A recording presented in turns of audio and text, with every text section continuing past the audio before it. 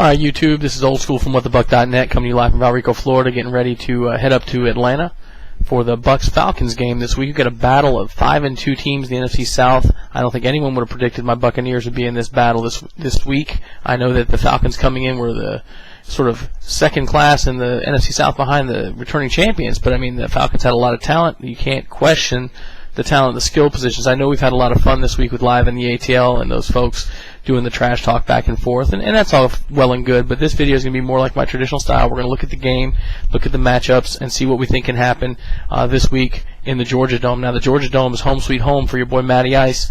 He's 12-0. His last, he's got 12 wins in a row, rather. He's 18-1 overall in the Dome. He would have gotten the win last time against us in the Georgia Dome, though he got injured early, and Chris Redmond came in and got the win, which was kind of pathetic given the fact that Chris Redmond's not that good and we couldn't even get the win then. But that was right when we had switched over from Jim Bates and Raheem Morris started calling the defense, which is really when our team sort of turned around a little bit on the defensive side of the ball. Matt Ryan is where this starts. Smart, strong arm, excellent quarterback. Came in, had an impact from his rookie season, continues to perform very, very well. Like I said, he's got a big arm and he plays very, very smart. Now, one thing I did notice when I went back and watched some of the games, he does telegraph things a little bit like you'd expect from a younger quarterback. Josh Freeman does the same things. I think that's something that we can take advantage of. His play action is predictable.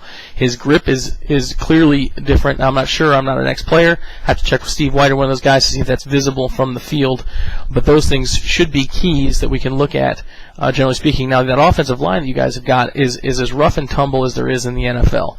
And that can certainly work to your advantage. They're going to play a little dirty, which, is fine. They're going to rough you up. They're going to run through the entire play. They're going to go whistle to whistle, which is what you want out of an offensive line. Now, their downside seems to be on tape that they're a bit slow-footed. It reminds me of the Raiders' offensive line the year we won the Super Bowl.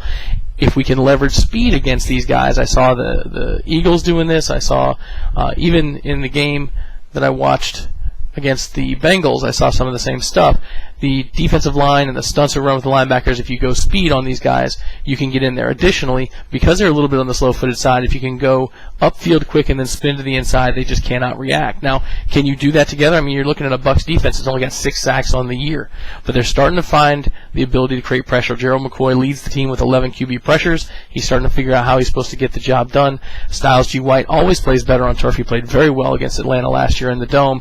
This is an opportunity for him to continue. It's been a quietly good season and really make an impact. Matt Ryan, when he does get pressure, has a bit of a problem. He does not like having a guy in his face. No quarterback really does, and that's going to be one of the keys to the game is for Styles White against your left tackle to get upfield and really create some havoc. And to be honest, when you look at the pressure data on your setup, Baker's giving up more pressures than anyone else on that offensive line. So that's going to be a matchup I think we're going to have to look for. I also expect to see Raheem Morris start dialing up some blitzes, overloads to that side, and try and create some pressure, which will hopefully create some turnovers. We come in with a +8 turnover ratio. You guys are at a +5.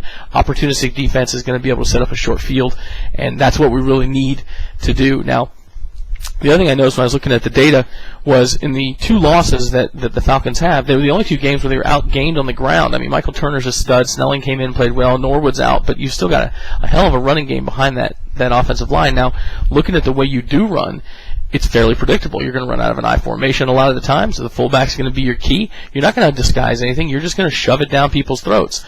The Bucs defense has got to be fundamentally sound. When I watched what the Eagles were able to do against Turner, it was about gap and wrap.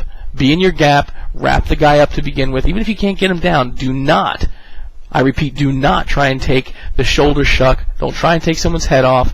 When you get Michael Turner, get your hands around him, hold, let the rest of the team rally to it, because he is going to break some tackles anyway, even if you're wrapping. Right, so if you try and go and fly in there and make that big hit, he's just going to bounce off. And once he gets past that front line, if he gets through that front 4, front 7, it's on. He is a load to bring down. So when I saw the successful teams, they were getting in those gaps, disrupting those plays because they're a little bit slow to start. Right, McGelly gets in there, he lays lumber on people in the hole. You got to penetrate, cause that play to move, cause Turner to make a break, a cut, and then you can wrap this thing up and take control. Now, on the other side of the ball, the Bucs have not run the ball particularly well this year, early in the year, with Cadillac Williams behind our offensive line. Now, recently, with LeGarrette Blount, a 247-pound running back that we picked up, he's been doing a hell of a job, especially to the right-hand side behind James Lee, who's filling in for Jeremy Trueblood. We've got a makeshift line, but they're doing pretty well. Zuda at center filling in for Fane. Larson at guard filling in for Zuda or for Keetrick Vincent, who's subsequently been cut. I think that even when you look at the losses that the Falcons have where they were outgained, it wasn't a time of possession battle, but that Falcons defensive line is outweighed by an average of 30 pounds per player by the Bucs offensive line. LeGarrette Blount is a big load. While I agree you can't be predictable, I think you do have to try and lean on this team. The defensive line of the Falcons, very fast. I mean, you can't say enough about Abraham. Perry Jerry's playing good ball as well. These guys are going to be rallying the ball. They react very quickly. They do exactly what the Bucs defensive line does, though, out of that 4-3. They have a tendency to over-pursue. You've got to take advantage of that, right? So grind it out. Try and take Abraham out of the play by running it at him. And really try and lean on LeGarrette Blount. See if he's the real deal. We don't know. 2 games does not a season make. But that's going to be one of the keys to the game. You're going to have to establish that running game and try and grind out. Get these guys to be tired. And on the defense side of the ball, try and create some of those turnovers. Like I mentioned before, you do that with the speeds, the twists, and the stunts. I think we'll see a lot of 4-3. I don't think we're going to see a lot of that 3-3-5. I know that there's been some noise this week. The Falcons, just like Darnell Dockett, took some exception with Raheem Morris coming out saying we're the best team in the NFC. Roddy White had something to say about that. That's okay, right? This is how football works. You get to prove it on the field. And I've got a bet with my boy live in the ATL. I've got your helmet right here. I'll have it. I'll either have this one or I've got a throwback helmet I'm trying to get my hands on that might be a little bit more precious to you. I may bring both of them to the tailgate. But this is a big game. We get to prove it on the field. Everyone says the Bucs haven't beaten anybody. We've got 5 of the same teams that we played, and you can rightly point out that you guys handed it to the Saints. No doubt about it.